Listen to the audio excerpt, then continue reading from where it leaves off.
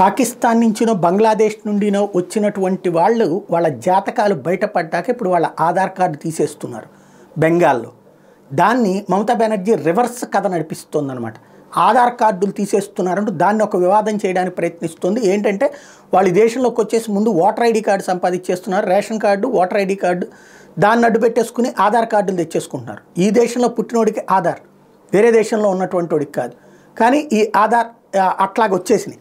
ఇప్పుడు దాన్ని తొలగిస్తుంటే దాన్ని రద్దు చేసే ప్రయత్నం ప్రారంభించింది మమతా బెనర్జీ. లోక్సభ ఎన్నికలు సమీపిస్తున్న వేళ కేంద్రంలో బీజేపీ ప్రభుత్వం ఆధార్ కార్డును డీయాక్టివేట్ చేస్తూ సంక్షేమ పథకాలను ప్రజలకు అందనివ్వడం లేదని బెంగాల్ ముఖ్యమంత్రి మమతా బెనర్జీ ఆరోపించారు. తమ ప్రభుత్వం ఆధార్ కార్డుతో పని లేకుండానే సంక్షేమ పథకాలను కొనసాగిస్తోందని స్పష్టం చేశారు. బీర్భూమ్ జిల్లా సూరిలో జరిగిన ఒక కార్యక్రమం సీఎం మమత మాట్లాడారు. జాగ్రత్తగా ఉండని కేంద్ర ప్రభుత్వం బెంగాల్లోని చాలా జిల్లాల్లో ఆధార్ కార్డులు డీయాక్టివేట్ చేస్తోంది. ఎన్నికలు సమీపిస్తున్న వేళ ఉచిత రేషన్, లక్షీ బండార్ వంటి పథకాలను ప్రజలకు అందకుండా చేసేందుకు ఇలాంటి చర్యలకు దిగుతోంది. ఆధార్ లేదనే కారణంతో ఈ పథకాలను ప్రజలకు అందించకుండా నిలిపివేద్దని అధికారులను ఆదేశించాను.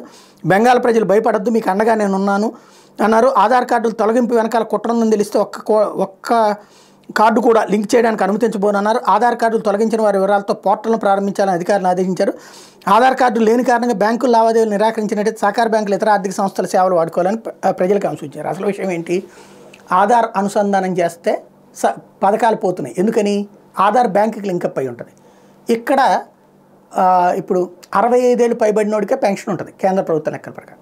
అట్లాగే రేషన్కి సంబంధించి ఎంత ఆదాయము, ఏడాదికి 4 లక్షల లోపు ఆదాయం ఉన్నటువంటి వాళ్ళకే వైట్ రేషన్ కార్డు. అక్కడ బంగ్లాదేశ్ నుంచి వచ్చిన వాళ్ళకి లేదా ఇట్లాగా అక్రమంగా తీసుకుంటున్నటువంటి వాళ్ళకి నడుస్తున్నది. దాన్ని ఇప్పుడు ఆధార్తో అనుసంధానం చేస్తే ఆ పథకాలు ఆగుతాయి. కాబట్టి కేంద్రం మీకు తీసేయబోతుంటే నేను ఆపుతున్నాను అని చెప్పేటటువంటి ప్రయత్నం. అట్లాగే విదేశాల నుండి వచ్చినటువంటి వాళ్ళకి కూడా రేషన్ కార్డులు ఇచ్చేసి రేషన్ ఇచ్చేస్తుంటుంది. ఇప్పుడు అది ఆపుతున్నది అక్కడ కేంద్రం. దాన్ని ఇప్పుడు రివర్స్లో కథ నడిపిస్తోంది మమత.